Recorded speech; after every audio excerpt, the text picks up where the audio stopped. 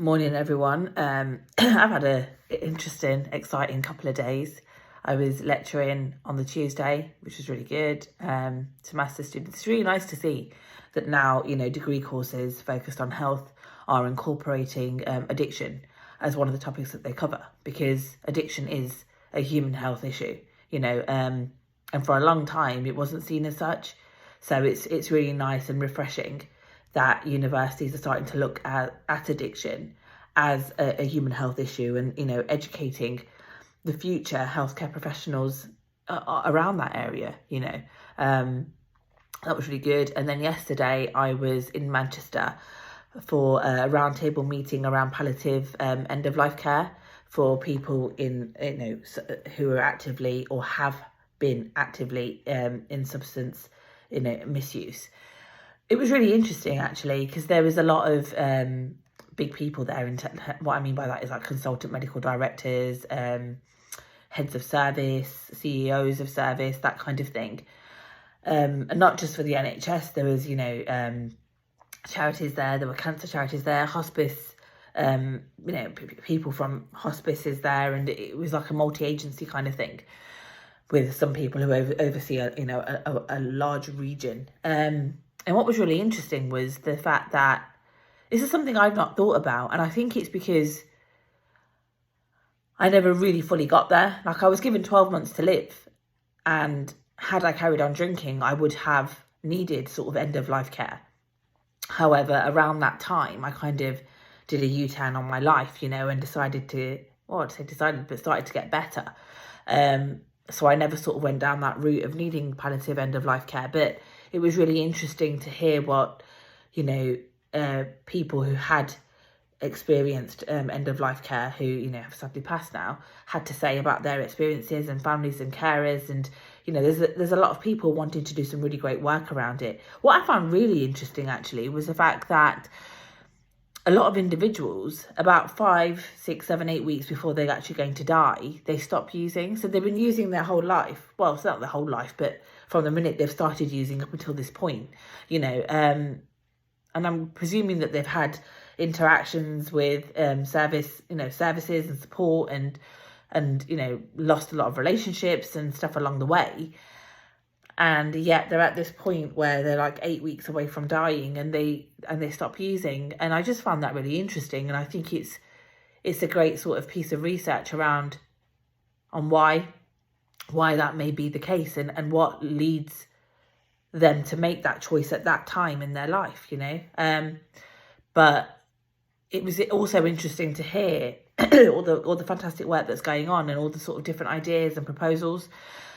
Because at the end of the day, when someone's dying within the healthcare service, usually they're given, end of life care with compassion and empathy. And the truth cannot be said for someone who is come to the end of their life off the back of a life in active addiction. And why is that? Why should somebody be treated differently? If someone had a food addiction, would they be treated differently? If someone was coming to the end of their life who had cancer, would they be treated differently? And often these people who have had a life in active addiction have underlying health conditions anyway. So some of them might have developed cancer, but because they've sort of developed cancer off the back of active addiction, they're kind of treated differently, and given a different sort of level of care.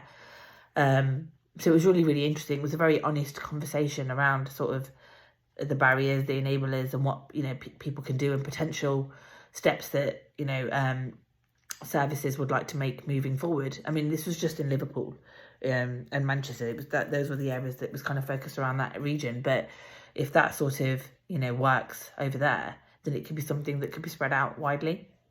So that was really, really interesting. However, this video is not about that. Sometimes I get carried away when I start talking about all the, wonderful things that I get to be involved in. This is more around sort of, when I speak to people in active addiction, and although I do a lot of work at sort of service level now, it kind of leaves room, weirdly, because I don't do as much work with service people in active addiction, and I do more work with organisations.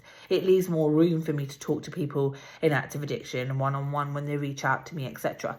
And one of the things they'll say to me is, I just, want, an easier life. My life is full of like a lot of chaos, a lot of trouble. And of course, active addiction is chaotic, But the one thing I do say to them is the fact that life isn't easy. It isn't easy, you know. And I have sort of made a video around this before. Life isn't meant to be easy. Life is shit and life is hard. And that's the way it's meant to be. You know, each of those hard events, experiences, situations are room for growth. That's what they are. You know, these experiences, we either grow from them, we either stay in them and dwell, we either allow that experience to stop us from growing and we just, you know, sort of start evolving backwards. But each sort of challenge, hardship, difficult situation we encounter throughout our lives is an opportunity to grow and evolve as a human being, you know. And so the key isn't to have a life without challenges, without struggles, without, you know, difficulty. That's not the goal of coming from active addiction into active recovery. The goal is to respond to those struggles and challenges and hardships differently, you know, differently to what we have been responding to them with. Because usually what we've been doing in active addiction is running and numbing. It's not really a response as such that kind of leads to any sort of great solution or resolution. It kind of just creates more problems on top of the problems we've already sort of trying to run and numb from, you know.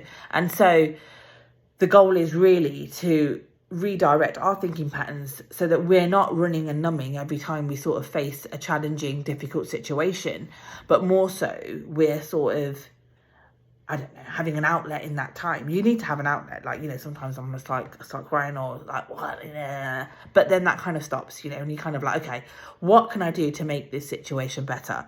What can I do so that I can move forward in a positive direction? This challenge is here. I've accepted that. I need to do something to make this challenge, this difficult situation better so that I can move forward. And what is that going to be? And then that becomes the focus, you know. And then you're so preoccupied by finding a solution that, you know, it's not a run and a numb kind of thing. But what you don't realise is through working through that situation and finding a solution, you're actually evolving and growing as a human being, you know. You're developing a response that you never had before. You know, you're navigating that sort of challenge to work through it rather than, you know, running away from it or putting it in a box and pretending it's not there. And navigating through life challenges is really how we effectively and positively get through life, you know. But the notion of living a life that is challenge free is really a notion that doesn't exist. Life is hard.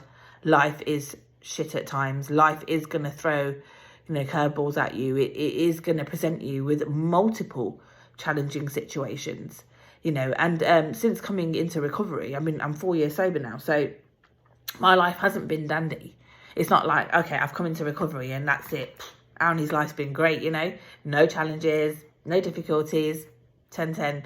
No, it's just that really I don't really notice the challenges anymore because I'm become so used to working through them and navigating through them and finding a solution that I don't usually recognise a challenge as a challenge as I would have previously.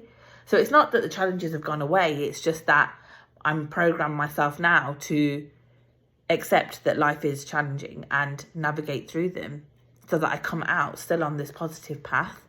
And usually as a more evolved Arnie than I was before I encountered this particular this particular challenge. So yeah, really, just something to think about.